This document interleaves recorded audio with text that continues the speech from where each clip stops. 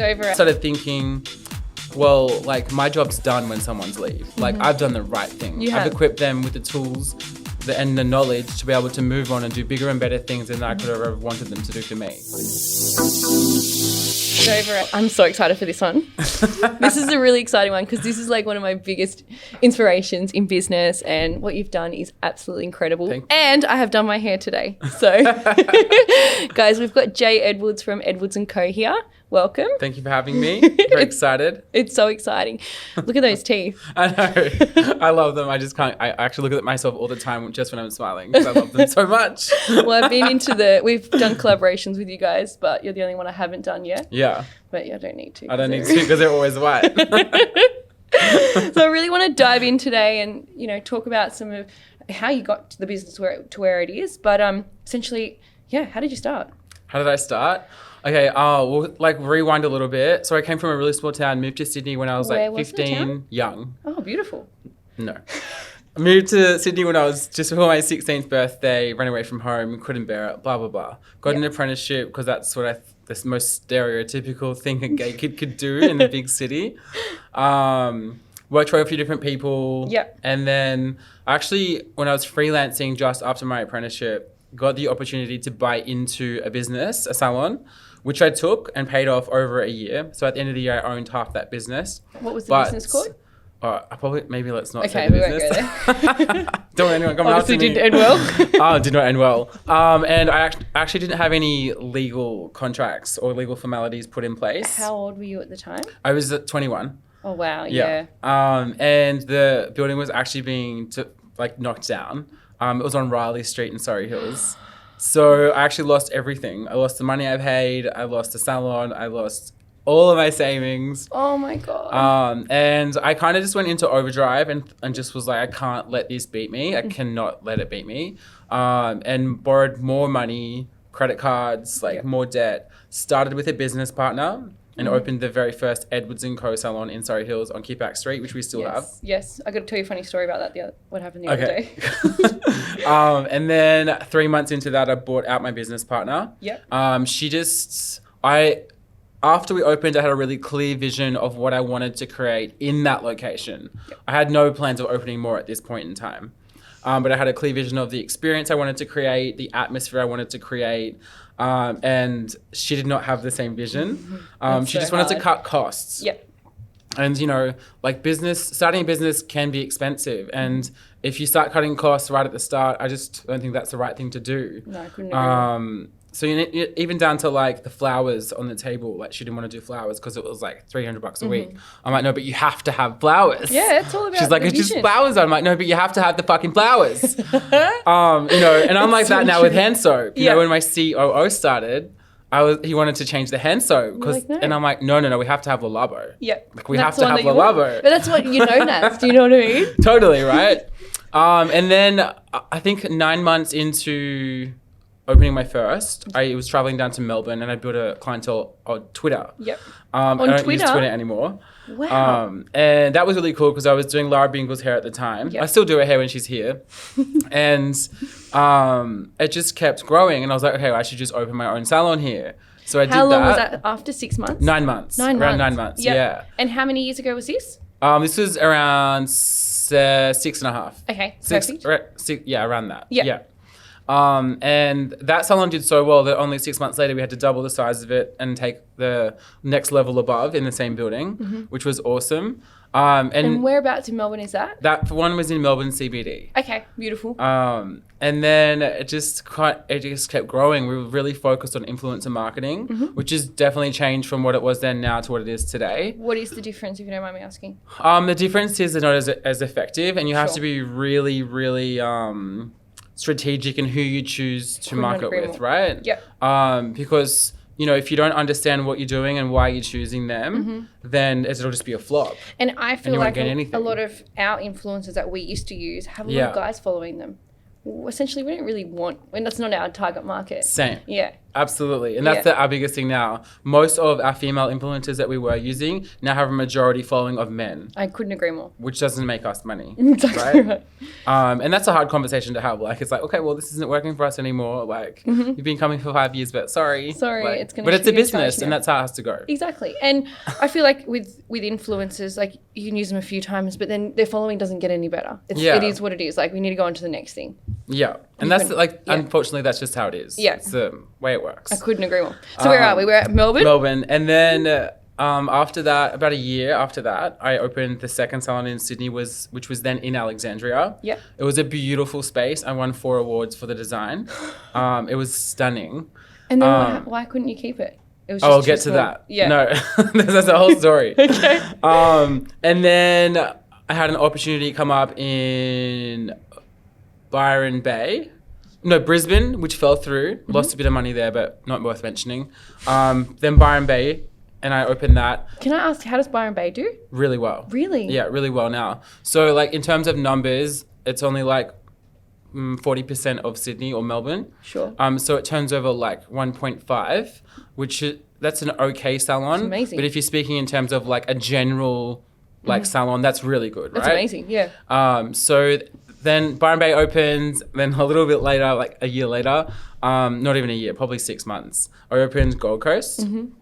And then 6 months after that, I had to expand in Sydney, and then we opened a much bigger salon in Sydney. It was 400 square meters. That's our flagship on Crown Street. That's the one I go to. Yeah. Jake does mine. And then we turned Kippax Street into my academy. Sure. So I had my academy on Kippax, my flagship on Crown, and then Alexandria. And sorry, with the academy, is that where you train all of That's where we train all of our staff. Yep. So a huge thing that is part of Edwards & Co. is our education induction, I guess we can call it. And it's really important in terms of our growth because we focus so heavily on education and we really equip our stylists with the knowledge and ability to grow really fast. Yeah, right? well, I can agree with you on that because it doesn't matter who I get my hair. Most of the time I get my hair done with Jake. Yeah. However, if he's not available, I'm not even bothered who does my hair because everybody's trained exactly the same. And I think like it's so often you go into salons and not like everyone has varied skill levels, which is fine, but it's about having that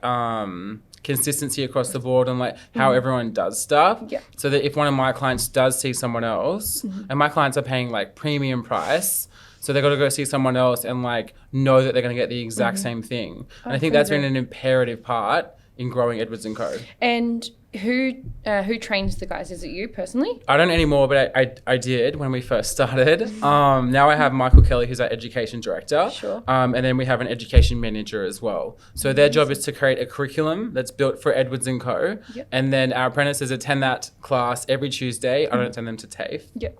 Oh, wow. Yeah, I took them out of TAFE. Are you accredited? Not yet, but that's the next step. Oh, good on you. I love it. And yeah, we just created a curriculum that taught like modern techniques, right? So we didn't spend 2 years on perming because that's not a modern technique anymore. We spent time on things that enable them to be profitable in the salon. I love this. And I think so many salons hire these apprentices who like, oh, the wage is only $600. But it's like, yeah, but $600 in a year is like 30 grand. So how are you going to make that money back? Like they have to be profitable, even if they don't know how to do anything. Agree. Could not agree more. And that's where so many salons, I believe, fail. Is because they don't understand profitability. And it took me a long time too. It took me about 2 years into my business to just really start understanding how things lose money and how things make money. Exactly right. And how many apprentices would you take on a year or I would say right now we have 30 to 40 apprentices. Across so Australia? it would be a third of our workforce. Wow, that's interesting. They're imperative to like making us grow, right? 100%. And then all of your staff, are they all employed by you or are they subcontracted? Right now, we have probably 90% employed and then 10% freelance. Yep. We actually, I'm going to restructure my whole business. And it's a decision that I've made because I just think the hair industry is changing so rapidly in Australia, especially because the US and like the UK are all freelance based. Okay. That's how I originally started. I only had freelance. then I changed my model to be employee model. Why was that? What was the... I couldn't scale the freelance model. Sure. I wasn't sure how to scale it. Yep. And like in the hair world, I think that scalability is so hard. Oh my God. Because it's like, unless you've got a product yeah. that's what, you know, you're paying $2 for, then you're charging $50 for, like that's scalable. 100%. But when you've got a giant space, it's cost you 20 grand a month in rents, and then, you know, fucking 6 grand a month in electricity, 10 grand a month in water, like that all adds up, and then it becomes not scalable. Yeah. So we scaled with employees, which has been amazing, but I've had time through COVID to go back to understanding why I started Edwards & Co. And the original reason was to build a beautiful hair salon that I could work happily with my friends. So true. We lost sight of that, right? So now we're gaining that sight back, and we're going to remodel, and we're going to create a career journey of an employee at Edwards & Co. For them to then become a freelancer. And how long is a career journey normally? Right now we're building it out, so it'll be a 4-year career journey, and then we would equip them with the knowledge and the tools to become a freelancer and run their own business. And will they run their own business through you guys? Yes, that's the plan. Will it be like a franchise kind of thing? No, it'll just be like rent a chair type situation or booth rent.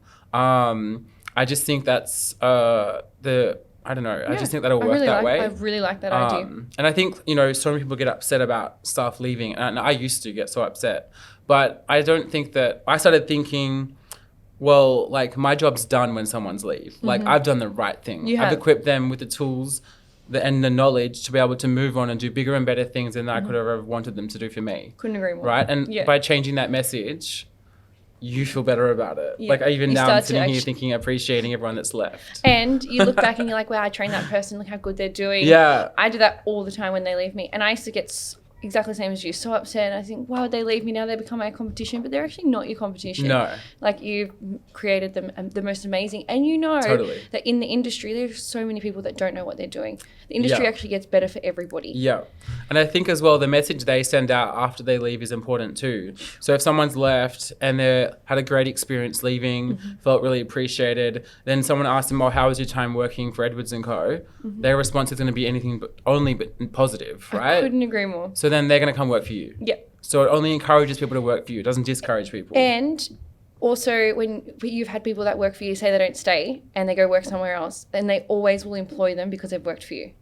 They're like, oh, they've had really good training or they've been around the traps. It's over. So we're at, I've heard 4 salons you've got now, 7 So we have 8 right now. 8. After we opened the Crown Street location, we then did a collaboration with the W Hotel in Brisbane. Sure. That hasn't Where's the W? It was okay. Where is the I'm W though? treading carefully on what I should say there. What contracts have I signed? I'm trying to think of where the W is. Is it on James Street? No, it's on the Quay down in the city. Yes. On the water. It's a beautiful hotel. So we're still there for now.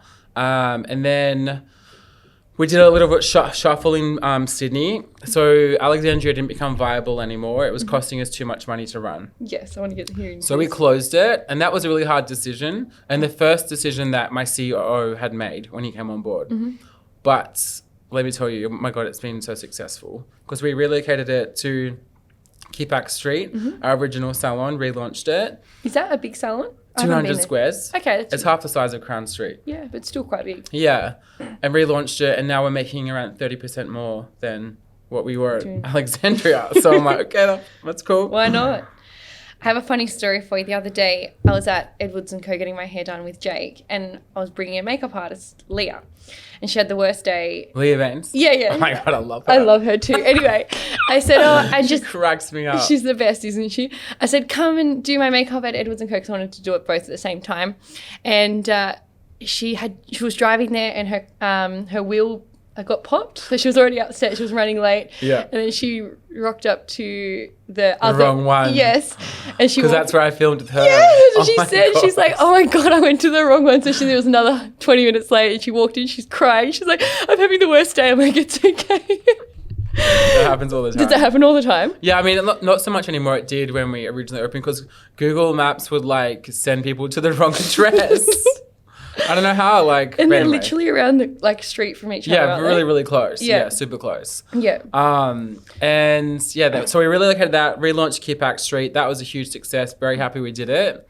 And then our most recent location is Brisbane Fortitude Valley. Sure. So I love it there. It's amazing. I can imagine. It's the most we've ever spent on a fit out. Yes. So $500,000. Is it on James Street? It's on Ada Lane, so it's part of the Khalil Hotel complex. Oh, wow. So Yes. the address is James Street, but we're on Ada Lane. I know exactly where that is. Yeah. That is unbelievable. It's, Congratulations. It's so beautiful. Definitely our best and most well-designed space yet. Yeah. Normally I would just design it myself, but I did use an interior designer for this one. And it's just, I would probably every time use one now because I can just go blah, blah, blah, blah, blah. This is what I want. And they'll like bring it to life, Yeah. you know? Yeah. And it is was it just so quicker easy. as well to get it ready? Yeah. Well, like, oh my God. Yeah. Because like they do all the cat drawings, they draw everything up, they know the measurements, that's just all done. They give it to the builder and they build it. Wow. Whereas Yeah. before I was like measuring shit out myself, drawing on a piece of paper, like a Actually squiggly doing drawing. it. And they like, I don't like it there, change it. Yeah. And then it would just be like, oh, it doesn't really feel like that, but okay, we'll go with that. We'll work the with it table's today. too short, but anyway, you know. That is awesome. So yeah, it's And how long has beautiful. that been open for? I think we opened it, so right after COVID started relaxing, we opened it, so like 5-6 weeks ago. It's not like it's going to take a long time for that to build up now because of COVID. Sure. But I'm confident it'll be our biggest earning salon. I couldn't agree more. Yes, Brisbane is one of 38 my chairs, so. Brisbane is one of my biggest earning in franchising as well. Really? Yeah. They're crazy for beauty up there. That's amazing. Yeah. Brisbane and Perth, to be honest. Have you got Perth? Oh, no, but Perth is on the list. You need to get to Perth. Yeah. I'm telling you. We will for sure. Yeah. Because Perth, I have an education part of the business as well. Yeah. So it's like online education, face-to-face workshops. And Perth is our most well-performing state. Perth is, We I don't sell know what out happens over there. every time. We don't have an availability ever in Perth. That's so good. It's like they're miners or I don't know what they are, but seriously, something happens over there. We're going to hold it there and then we're going to go back right into business when we get back. Cool. Are you wanting a dramatically whiter smile? If you're a coffee drinker or a lover of red wine, then Sparkling White Smile's Premium Ultra White treatment is for you. The Ultra White treatment consists of 2 sittings 1 week apart. This headlining treatment is tailored to leave your teeth up to 14 shades lighter post-treatment. For bookings and inquiries, send an email to info@sparklingwhitesmile.com.au. That's info@sparklingwhitesmile.com.au. So I was telling you before we came on here today, every single time I have a marketing meeting, you're at the middle of our conversation and I'm like, Jaye Edwards just does this. And I love how he speaks to his customers really well. Like every single time I watch a video of yours, you're talking to your customer, you're really engaged with them. And it's like I kind of learn about hair, even though I don't even know anything about hair. Yeah. So you do your marketing really, really well. And I would love you to talk about it because I'm so interested in it. Yeah. Let's talk about it. Honestly, like, I guess there's my marketing on my page and then there's like a different marketing on Edwards & Co page. And I really try and keep that message like different. And I think it's so important because like I'm me and I need myself to be relaxed and fun and like engaging. And then Edwards & Co has to be the grown up big brother, right? And I think when we do those videos, that's how we are in the salon. That's how we want our client to feel like they are there with us in the chair. We want them to feel like it's them, right? And I think that we achieve that most of the time. And we get so many clients coming and going, oh my God, like you're on Instagram, like I feel like, you know, I'm in the thing now. You know, I think when you create that feeling, it's just like, then you've done, like that's your job done, you know. It's about making people feel that feeling of being there and they're the involved. Joy and they're involved. And then if they feel that, you're good to go. I couldn't you know agree what I mean? more. And do you have a lot of days of content days? I do mostly Mondays at the moment. Sure. So every Monday we'll probably film. I think at the moment we're filming like 5 to 6. So we have a videographer in Sydney who's full time, and then That works for you? Yeah. Yep. And then we also have a person in Melbourne who is contracted, and she just films every Monday now. So we've got where we struggled before was not planning ahead. So, you know, we kind of have to plan like 3 months ahead now so that we stay on top of everything and we plan everything out. So we're already planning the next series of like the whatever we're going to call it with Edwards & Co. I love you know? what is it called? The diaries? Style diaries. I love it. It's so fun. We have a great one coming out on Friday. A little bit controversial, but I'm pretty sure it'll be epic. Ooh, can't wait but yeah, to now try we're getting to a point where we can like book everything in, be really prepared, make sure that our message in each video is really, really clear. Because when we started doing them, we kind of got a bit like jumbled with what each message was. And I think it's so important that when you do have a marketing team, especially when you have a young marketing team, and we're about to hire a marketing director to bring in a more senior person. It's really important that you make sure that you stick to your message when you're doing those types of things. And do you feel like so everybody that works in your marketing team, do they have the same vision as you? Do they know exactly what you want? Yeah, I would say for the most part, they absolutely do. Yep. Like I said, most of our marketing team is quite young. So at times it's hard for me to like, I'm like, no, rein it back in, stay on task. Rein it back in and stay the fuck on task. And everyone knows when I'm zoning out because I will start going, I'm not doing this. Fuck me. What am I doing? Like, get a solution. I did it the other day in our Tuesday meeting. Bring it to me. Do you pay for influencers? No. Never? No. So you only offer them complimentary hair? Yes. And then, absolutely. We never pay. Yep. I think that with influencers, for us, it needs to be mutually beneficial. And I don't believe payment is mutually beneficial. I couldn't agree more. Do you make them sign contracts? Absolutely. Everyone has a contract, and if they don't do their post, then we'll charge them. Sure. And what is normally on the contract? So it's more like they have to do so many posts? It outlines how many posts they need to do, when they need to do it, how many stories they need to do, when they need to do them. It has examples of what the photos need to look like. Sure. It outlines that there can't be any filters. Yep. And it's clearly stated if they don't post, in these times, we will invoice for services. And have you had to do that? We had to do it a few times. And like they begged us not to like follow through, but it's like, well, like we won't, but like you're going to have to come in and do the shoot, like shoot the photos and make the content. Otherwise you can pay. Yeah, exactly. Your time. It's your time. You know, and you know, some people are like, oh no, I only do paid posts. It's like, okay, cool, but look at your hair.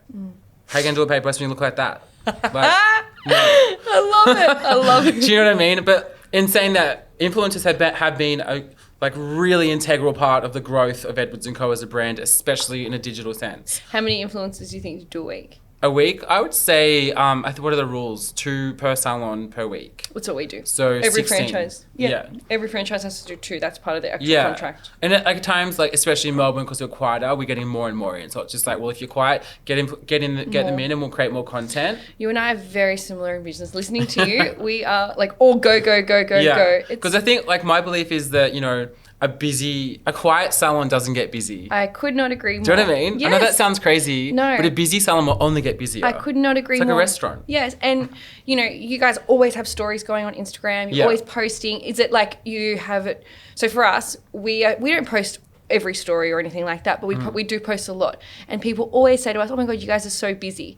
Busy means we're doing well. Busy means we can do white teeth. Yes. I'm sure it's exactly the same as you guys. And it's like, again, that's that message behind it, right? So if people think that you're like quiet, it's just human nature to be like, oh, like they're not doing as well.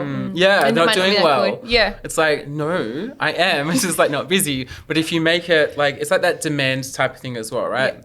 If you make out like you're really busy, sure, then people will want you because you're busy. Kylie Jenner did it very well. She said there was only 100,000 lipsticks and they're all sold out. But it's the demand. It makes people want. I bet she had 100 million of those. Yeah, she had 100 million, but she acted like she. But that's what they do. They make you feel like you're the only one that's going to get it, and that's how you do business. Totally, and like it's a similar thing with all these hairstylists who are like, oh, you know, I'm booked out till October. They're only doing 2 appointments a day. Like, so when you run those numbers, it's like you're really busy. Okay. I have never walked into Edwards & Co. and it's been quiet. No. Ever. It is pumping every single time I'm there.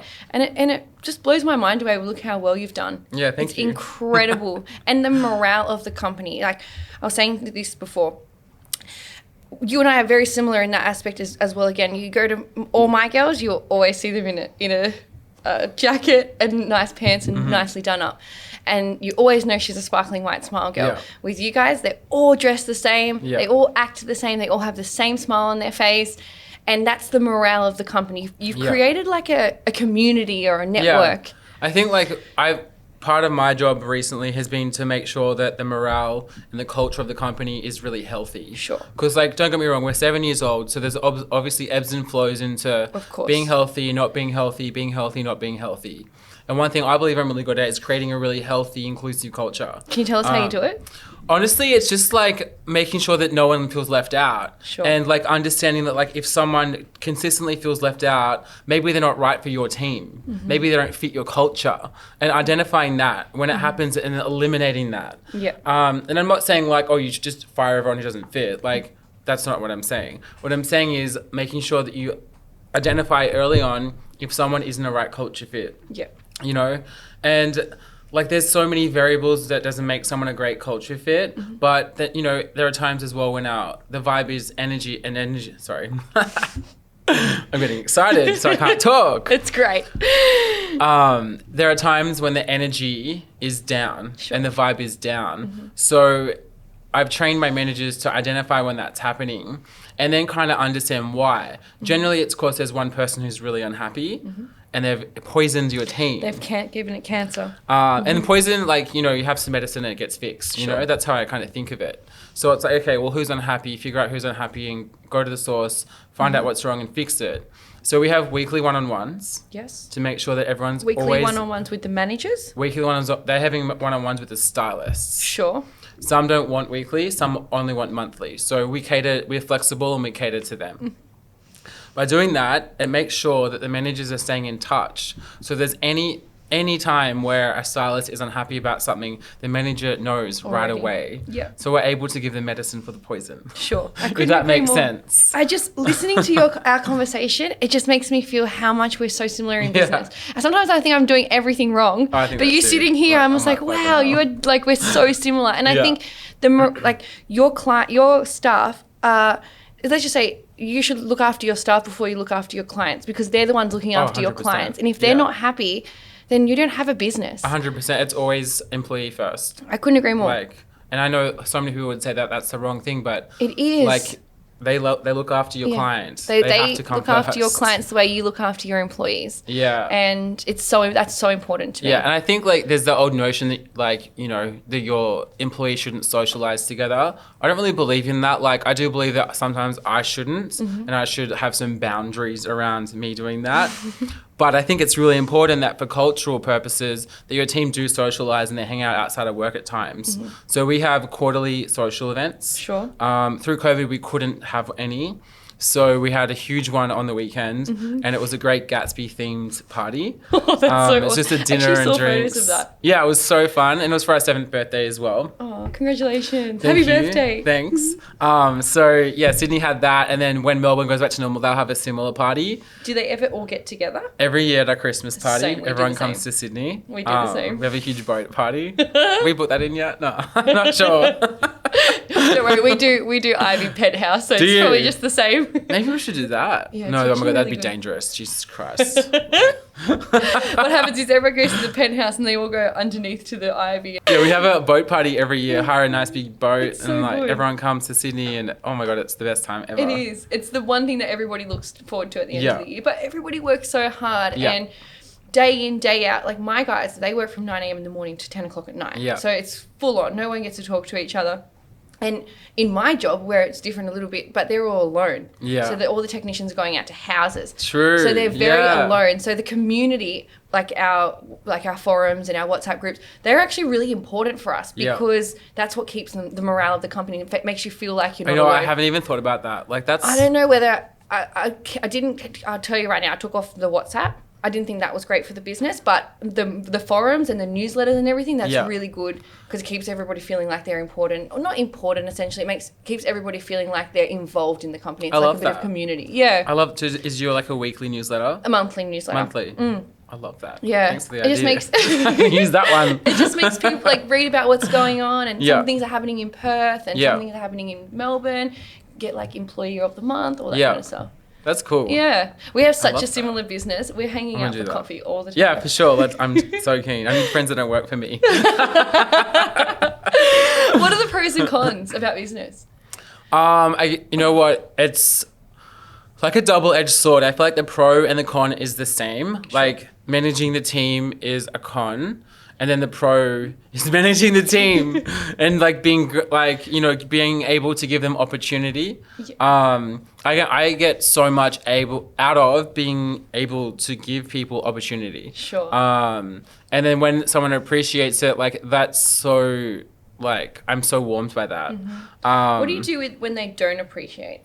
Yeah, I really struggle, I have to say. If people don't show appreciation or just a simple thank you, I really struggle with that. And that's when I don't I don't want to do this job anymore. I used to struggle so badly with it until I realized no one's ever going to thank you or no one's ever going to... Yeah. They always look at their own position that they're in, like, oh, she's the boss, she makes this. And it's like, it's actually nothing like that. You're probably making more than me, honey, because I'm throwing everything back into the business. Yeah. But I started to realize that no one's ever going to thank me or no one's ever going to care what you're doing. It's so hard, like, we're humans, right? So it's so hard not to take that personal because it's like you've done something for them but then their thing is, well, I'm being paid to do it. Exactly. I have to be here. I'm like, you fuck up. But at the same time, like, I have made like so many amazing people who work for me, and I am such good friends with them now. And so it's the same, like, that's what I mean by the double-edged sword. And I think the other thing is, like, you know, one of my staff said to me in the Gold Coast about a month ago, I was staying at an Airbnb, a beautiful Airbnb, and then when I'm traveling, I stay in nice places. And, you know, my staff will come over for dinner or whatever. Yeah. And she goes, why don't you just buy it? You can afford it. I'm like, oh, honey, if you even fucking knew. Like, I wish I could afford it. Yeah, they don't understand it. I don't think anyone's going to understand until they're in it themselves. But good luck. That's what I always say. I'm like, good luck, because you're going to have 1,000 bills. Every time you make a little bit of money, it's going to go straight out. Yeah, totally. Oh my God. With when I travel, and it sounds like we do the same thing, I always stay in Airbnbs as well. I used to travel 3 times a week prior to coronavirus. Wow. Yeah, it was pretty hard, but you make it work. And but I normally take Jace and Maddie, and they stay with me. Yeah. I'm like, you know what, we're all staying together. I stay with everyone. Unless we're going on an extended trip, I'll always stay separate. That's the only just so I can like have space, because we spend so much time together. Like, you know, we'll go to LA and teach. Your trips were probably like for long distance, isn't it? Yeah, long distance. So like I travel a lot to Melbourne, Byron Bay, Gold Coast, Brisbane. How long are you at each? Probably a week. I normally go for a week same. or two. Yeah. If I'm traveling to those places, then we'll all stay together, and I will always have an assistant with me. Yeah. And generally my PA also comes with me too. I love to stay with them because I love to cook and like have a wine and like chill out, go to the gym together. It's actually pretty cool. I love it. Yeah, it's so much fun, right? And then you build this sense of I don't know, like they feel connected to you, they feel appreciated, and they feel kind of special, right? I could not agree more. Yeah. It's so weird. Like, I have never sat with somebody that I'm so similar to. Yeah. Like, honestly, I just love listening to your story. The more I'm like juicing it up. It's awesome. No, it's awesome. As I said, guys, Jaye is 30 years old, has how many employees? About 130, 140. Just 130 employees, 8 salons, all owned by him. Wow. You are Crazy. One person that's so inspiring to me. Thank you. Congratulations with everything. Thank you. Thanks for having me. Thank you.